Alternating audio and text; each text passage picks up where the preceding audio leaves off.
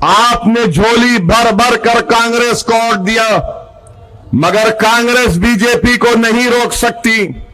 میں یہ بات بار بار آپ سے کہہ رہا ہوں، برسوں سے کہہ رہا ہوں، کانگریس پارٹی ختم ہونے جا رہی ہے، ان کا خیمہ ویران ہونے جا رہا ہے انشاءاللہ، ان کا دفتر کھنڈر بننے جا رہا ہے انشاءاللہ، مگر ہمارا معاملہ کیا ہے؟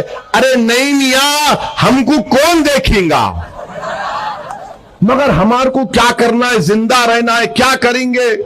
یاد رکھو، زندہ رکھنا، زندہ رہنا یہ اللہ کا کام ہے، یہ کانگریس کا یا کوئی اویسی کا کام نہیں ہے۔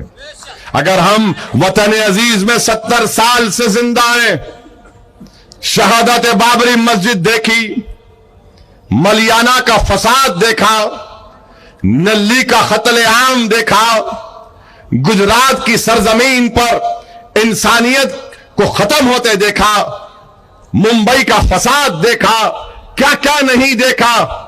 کون آ کر مدد کیا بتاؤ؟ یہ صرف اللہ کی ذات تھی اور تمہارا ایمانی طاقت تھی، تمہارا اعتماد تھا کہ تم نے ہر مشکل وقت کو، ہر تکالیف کو سہنے کے باوجود بھی جو ہماری فطرت میں جو چیز ہے کہ ہم اٹھ کے کھڑے ہو جاتے۔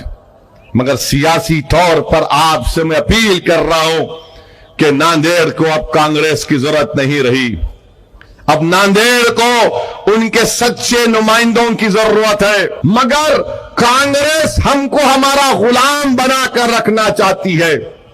کانگریس ہمیشہ یہ کہتی ہے کہ تم ہماری غلامی کرنا، تم جیسا ہم بولے بیٹھنا، جیسا بولے کھڑے ہو جانا، تم سوچنا نہیں، ہم جو آرڈر پاس کرے تم اس پر عمل کرنا۔